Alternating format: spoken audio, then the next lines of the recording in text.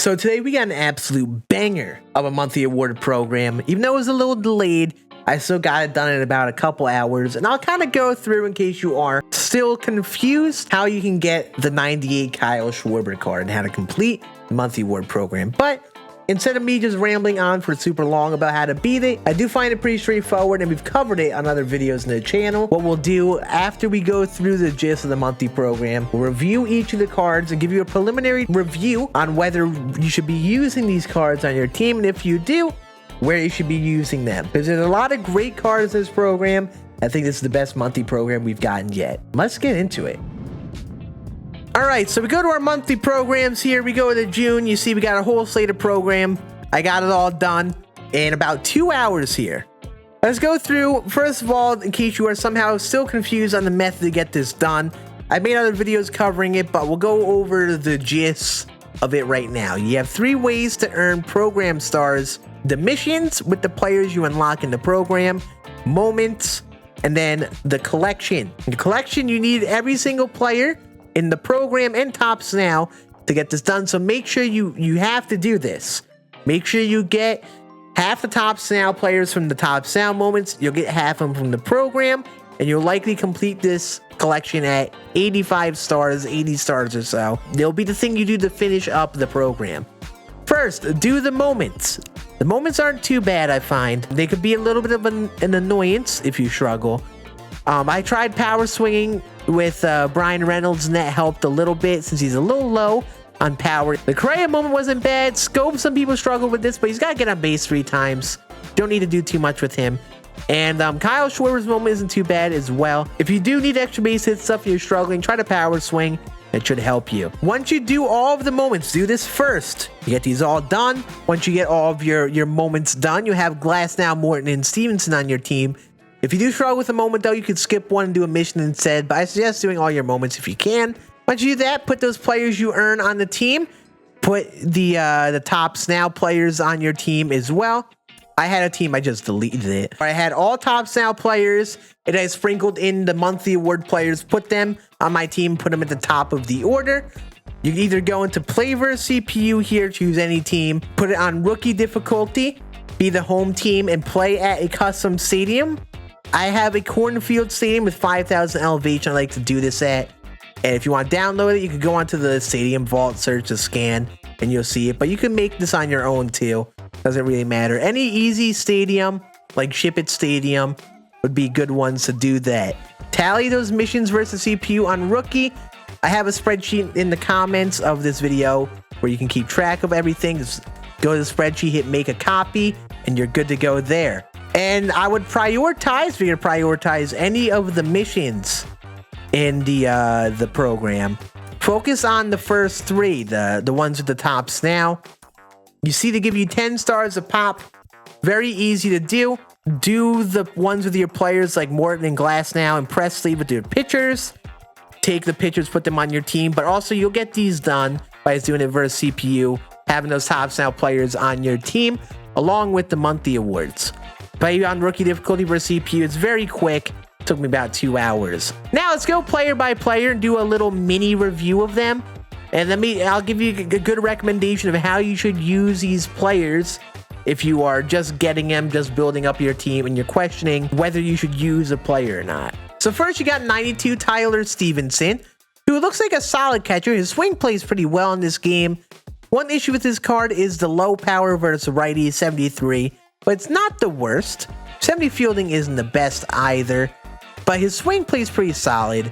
If you have no catcher at this point, you could use him, or maybe use him as a backup catcher, maybe a pinch hitter, but not much long-term use in this card. A very minimal use on this card, I would likely say. Guys like Posada are probably going to be better than him. Charlie Morton, I mean, he's got interesting break and control. He's got the 4-seam sinker cutter, so a solid pitch mix for ranked seasons play. But I mean, no slider, so he's just missing one pitch of being really effective. And the per 9s aren't impressive. Could be a good, like, beginner starting pitcher. But I wouldn't recommend using this card for very long because, again, those per 9s feel a little low in comparison to a lot of pitchers in the game. Tyler Glasnow, I would probably recommend a little bit more in the rotation. He has better per 9s, but also He's got 99 breaking that slider and curveball, which is very nasty. Could be a somewhat viable starter, but again, not an ace level guy, and you won't be able to get to use him too long. Good hitters will definitely crush him with the only 4 pitch mix, only one type of fastball too. But this card could play pretty solid, but again, not much long-term use out of him in your rotation. Tommy Pham, I've heard a lot of people struggling with his swing. I kind of did too. Not the biggest fan of the swing on this card, but the attributes look good. Crushes righties, does solid versus lefties, 79 fielding in the outfield. You know, he could be a viable left field option, but again, his swing doesn't play that great, and I feel like he would have issues on Hall of Fame or Legend. Worth a try if you literally have no outfielders, but if you have a guy like Acuna, I'd stick to starting Acuna out there over Pham. A lot of the outfielders in the game right now are definitely better. Ryan Presley, reliever. He's got 3 pitches, which is a somewhat issue if you really want a dominant reliever. 3 pitches isn't bad. The slider, sweeping curve are nice, but the 3 pitches is going to be an issue. Again, good hitters will likely sit dead red fastball, crush this card. Not that he's bad, but again, only put him in your bullpen if you have to. If you don't have many relievers, give him a go. But he's not going to be like a dominant end game reliever guy you can see in bullpens for a while. Brian Reynolds is actually interesting. He's low-key reminding me, looking at the attributes, of like an Jorge Posada type with the high contact, good power, like solid power versus one side, but weaker versus the other. But he's an outfielder where there is a lot more depth. Again, I would like more power in the outfield, but the 70 power isn't the worst. You can get away with putting him in center field, but do I recommend starting him over, say, Trout, Acuna, even at monthly Buxton? Probably not.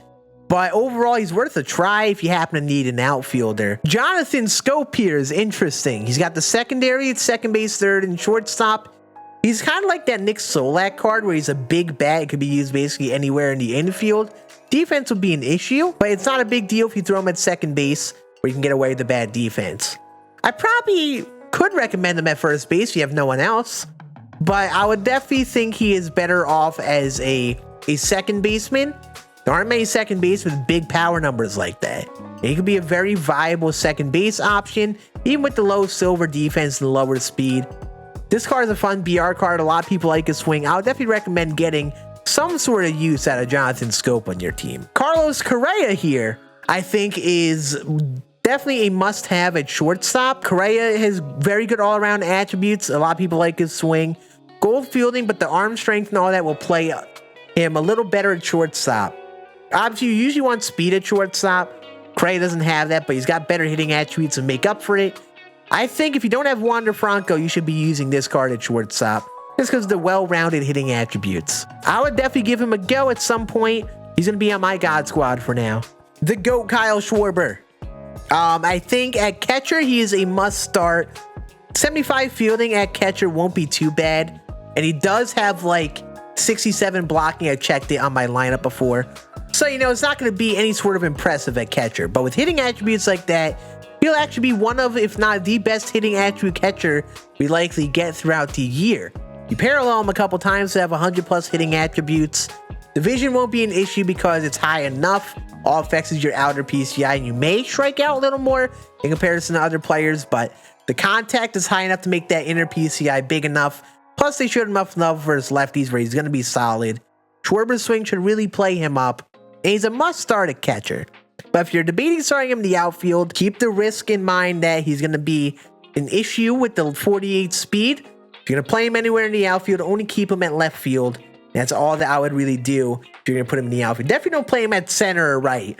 Maybe in BR, but that's about it. Don't play him at those positions. Play him at catcher if you can. Even if you have a cap at catcher, maybe you want to debate moving your cap to another position and get him in there. There's a big bat you should get in your lineup. And that is it. Woo!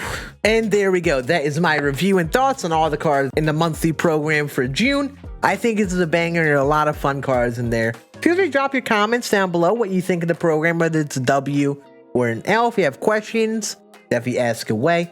Also, I did stream on Twitch. If you want to watch me do this live again next month, come swing by the Twitch channel down below. It's a fun time hanging out over there.